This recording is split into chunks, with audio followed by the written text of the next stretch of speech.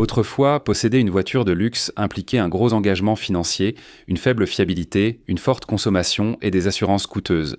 Cela posait la question. Pourquoi d'autres que le roi et la reine d'Angleterre en auraient un? Mais cela a changé. En 2026, désormais, les voitures de luxe sont dans de nombreux cas plus fiables et, dans bien des cas, moins coûteuses à utiliser sur une période de 5 ans que beaucoup de leurs homologues non luxueuses. Je vais vous présenter 10 véhicules de luxe étonnants, moins chers à utiliser que de nombreuses Toyota modernes comme le 4Runner ou le Tundra. Allons-y. La vie est trop courte pour conduire des voitures ennuyeuses. Un 4Runner neuf peut coûter de 2000 à 3000, voire 4000 $ sur une période de 5 ans. Des véhicules comme la Camry peuvent coûter jusqu'à 2000 $ sur une période de 5 ans. Les Tundra, eux, atteignent maintenant les 3000, 4000, voire 5000 $ sur 5 ans. Où se situent certaines des voitures de luxe les moins chères?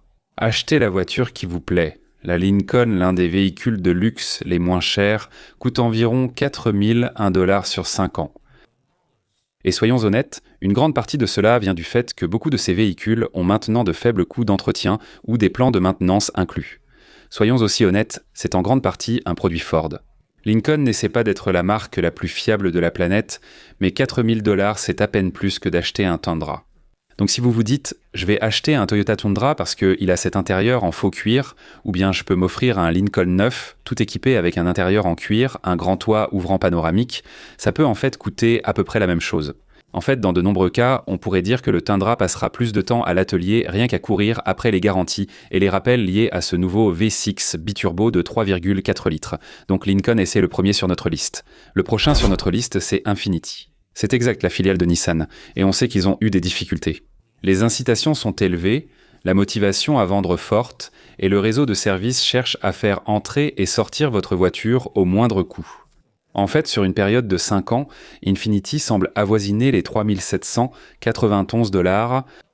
Les préoccupations sur les CVT ou moteurs à compression variable importent peu sur 5 ans, car les garanties couvrent 3 ans garantie totale, et parfois jusqu'à 5 ans pour les groupes motopropulseurs. La majorité de ces véhicules bénéficient de garanties, rappels ou extensions, et certains problèmes sont traités par des bulletins techniques. Si vous comptez garder un véhicule 15 à 20 ans, je n'achèterai pas une Infiniti. Ils ont eu trop de problèmes. Cela dit, si vous voulez acheter un véhicule comme celui-ci qui est tape à l'œil, unique et bénéficie de fortes incitations avec un faible coût d'achat, Infiniti fait partie de ceux qui proposent actuellement les meilleurs taux de location, les plus agressifs. Vérifiez-le simplement. C'est l'une des marques de voitures de luxe les plus motivées du marché.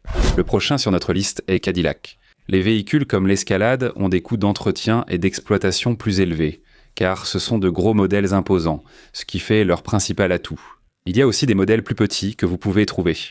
Les modèles XT, bien sûr, Cadillac a proposé une variété de finitions et de modèles différents pour convenir à presque tous les budgets. Et l'un de leurs véhicules, certainement mon préféré, c'est le Cadillac Escalade. Mais soyons honnêtes, avec ce V8 de 6,2 litres, il a aussi eu son lot de problèmes. Même les plus petits groupes motopropulseurs, comme les 5,3 ou certains petits moteurs turbo de Cadillac, restent très robustes et performants. Ils marchent du tonnerre, mais vous savez quoi? Cadillac est en fait un véhicule assez abordable à posséder sur une période de 5 ans, principalement parce que beaucoup de ses plans d'entretien sont inclus. Et beaucoup des problèmes de moteur que nous avons vus ou des soucis de transmission avec les boîtes automatiques à 10 vitesses sont directement liés à quelque chose qui fait l'objet d'un rappel. Dans la plupart des cas, un problème moteur ou de transmission sur une Cadillac est couvert par une garantie prolongée, traitée par la NHTSA, ou fait l'objet d'une extension via un bulletin. Cadillac, sur une période de 5 ans, est une marque de véhicule très abordable à posséder. Cela ne vous coûte qu'environ 3589 $ sur ces 5 ans. Waouh, ce n'est vraiment pas mal du tout. Le suivant appartient aussi au groupe VAG. Nous n'allons pas y aller par 4 chemins. On sait que VAG a augmenté les prix de Porsche, Volkswagen et Audi à cause des tarifs douaniers, ce qui leur a posé de gros problèmes. Cela dit, les coûts d'entretien, surtout quand on parle des petits moteurs, les moteurs turbo 4 cylindres comme les TFSI, les moteurs EE 888, beaucoup de ces moteurs sont assez peu coûteux à entretenir, du moins pendant les 5 à 7 premières années. Beaucoup de ces véhicules ne dureront pas forcément 10, 15, 20 ans. Et je ne dirai jamais qu'une Audi est bonne pour 300 000 ou 400 000 km. Dans la plupart des cas, elles ne dureront généralement pas aussi longtemps. Ce sont des moteurs très sollicités. Beaucoup de leurs moteurs turbo 4 cylindres ont tendance à consommer de l'huile. Et malheureusement, les moteurs turbo 5 cylindres disparaissent. Et les V8 biturbo de 4 litres sont incroyables, mais ils sont extrêmement chers à l'achat et aussi à l'entretien. Cela dit, si vous choisissez la marque en moyenne, une Audi ne vous coûtera qu'environ 3 347 $ selon Carriage, ce qui en fait un véhicule très abordable à posséder et à utiliser et qui se situe vraiment au même niveau qu'un véhicule comme le Toyota 4Runner. Alors, au lieu d'acheter une Toyota, pourquoi ne pas regarder quelque chose comme ça? Si vous êtes le genre de propriétaire qui ne la garde pas plus de 5 ou 6 ans de toute façon, qui sait? Aucun mal, aucun risque. Certains de ces véhicules coûtent moins cher que certaines Toyota haut de gamme. La prochaine, disons qu'elle était suédoise. Volvo a changé et maintenant leurs coûts d'entretien sont assez bas. Cela s'explique en grande partie par leurs petits moteurs 4 cylindres turbo et suralimentés. Ce sont souvent de petits moteurs économiques à entretenir, d'où l'importance des plans d'entretien. Ils prolongent les intervalles de vidange, mais je ne recommande jamais d'attendre aussi longtemps. Je conseille toujours une vidange tous les 5 à 8 000 km maximum, même avec des huiles haut de gamme. Mais si vous gardez la voiture seulement 4 ou 5 ans, vous suivez le programme. Cela dit, selon Carriage, le coût moyen d'entretien d'une Volvo en 2026 sera probablement d'environ 3 240 $ sur 5 ans. Cela signifie que c'est un véhicule assez abordable à posséder. Avez-vous déjà essayé un de leurs nouveaux modèles avec les moteurs 4 cylindres turbo et suralimentés associés à l'hybride? Franchement, ils sont vraiment impressionnants. C'est surprenant. Le prochain est vraiment sur ma liste des modèles à voir absolument. J'ai même commencé à en chercher quelques-uns et je surveille un peu les prix sur le marché de l'occasion. J'adore cette marque, j'adore la calandre avant, j'aime le style et les détails. J'adore que ce soit italien avec un supplément de dynamisme. J'aime aussi ces voitures en version quadrifoglio haut de gamme. Bien sûr, le Stelvio ou encore mieux la Giulia fait partie de mes préférés. Beaucoup d'Alfa Romeo actuels, dont le Tonal, restent abordables à posséder durant les 5 premières années, surtout grâce au plan d'entretien. Elles sont plus fiables que ce que les gens pensent, mais je ne dis pas qu'elles valent une Lexus moderne, sans doute pas à ce niveau. Honnêtement, ces moteurs turbo 2 litres sont robustes, avec peu de problèmes. La boîte automatique ZF à 8 rapports équipe désormais presque tout. Des BMW au Jaguar et Jeep, cette ZF à 8 rapports équipe aussi certains pick-up RAM. Elle est presque indestructible, prédit votre conduite et offre une grande fiabilité. Je l'avais dans ma F-Type, c'était incroyable. Elles changent vite de vitesse et sont faciles à entretenir. Cela dit, l'Alfa Romeo a un coût moyen de marque sur 5 ans qui n'est que de 2 802 $ selon les gars de Carriage. Honnêtement, c'est super abordable à posséder. Qui ne voudrait pas essayer l'une de ces voitures? Je veux dire, tenter le coup. Il y a de grosses incitations sur les modèles neufs. Les occasions ont tellement perdu de valeur. Donc il y a de très bonnes affaires à faire. Pourquoi achèteriez-vous une Audi A4 d'entrée de gamme ou une Benz de base comme une C300 alors que ce genre de voiture attend juste d'être choisi? J'adore cette marque. C'est dommage qu'ils disparaissent un peu. Acura. Je les adore parce qu'ils ont encore un V6 de 3 litres et demi. Vous pouvez avoir un V6 biturbo de 3 litres dans le MDX, mais vous pouvez aussi avoir des 4 cylindres turbo. Le RDX est incroyable. L'Integra est génial, surtout en version Type S ou Type R, peu importe comment vous l'appelez, avec une boîte manuelle et un turbo 2 litres, c'est celle-là qu'il faut prendre. Ignorez la 1,5 avec la CVT. Mais au final, Acura est une marque incroyable.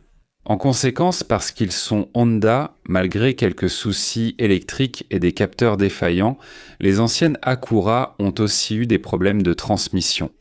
Les plus récentes donc sont vraiment fiables. J'adore Acura, dommage que la marque ait perdu en notoriété. Leur style, leur groupe motopropulseur et leur fiabilité sont excellents. Incroyables. Et le faible coût de possession, comme 2 715 $ sur une période de 5 ans. Encore une fois, c'est moins cher que beaucoup de Toyota modernes. Peut-être pas moins cher qu'une Corolla ou une Camry. Celles-là sont généralement dans la fourchette de 1 500 à 2 000 $, mais franchement, c'est vraiment proche. Cette différence dans l'expérience de conduite, avec du vrai cuir plutôt que du simili, de grands toits ouvrants et un volant chauffant intégral plutôt que juste sur le haut, en vaut-elle la peine? Pour moi, oui. J'ai toujours vraiment pensé que beaucoup de ces voitures de luxe sont mieux fabriquées, ont une meilleure technologie, de meilleurs groupes motopropulseurs et sont tout simplement meilleures à posséder. Acura rivalise clairement avec Toyota, même pour les coûts d'entretien. C'est vraiment une marque à considérer. L'avant-dernière à connaître est Lexus, non? En 5 ans, 2 377 $ selon les gars de Carriage. Les véhicules Lexus sont fiables, sans exception. Ils ont eu quelques problèmes avec le V6 3,4 litres. Faites attention à celui-là dans le LX 600 ou maintenant le GX 550. À part ça, le 2,4 semble bien tenir le coup. Les 2,5 litres s'en sortent bien avec une hybride, ils tiennent le coup. Les hybrides, les ECVT, sont absolument robustes et solides. Et c'est aussi pour ça que beaucoup de frais d'entretien sont faibles. Ils ne tombent tout simplement pas en panne. Les coûts d'entretien sont assez raisonnables. On vous offre même un massage et un soin spa quand vous allez chez le concessionnaire. Du coup, vous avez presque hâte d'y aller. Oui, prenez une boisson, profitez d'un massage des pieds, faites-vous coiffer. Pourquoi pas, vous êtes au pays de Lexus, non? Numéro 10. Le véhicule de luxe, le moins cher sur le marché aujourd'hui que vous pourriez envisager d'acheter, va coûter en moyenne 1583 $ sur une période de 5 ans. C'est Tesla. Pourquoi? C'est électrique. Le vrai problème survient après 10 à 15 ans une fois la garantie batterie expirée, seul le temps le dira. Les 5 premières années sont peu coûteuses, pneus et freins seulement. C'est tout ce à quoi s'attendre. Voilà mes véhicules préférés que je vous conseillerais d'acheter. Et juste là, les véhicules que vous voudriez éviter comme la peste. J'espère vous revoir tous très bientôt. On se retrouve à la prochaine. Au revoir.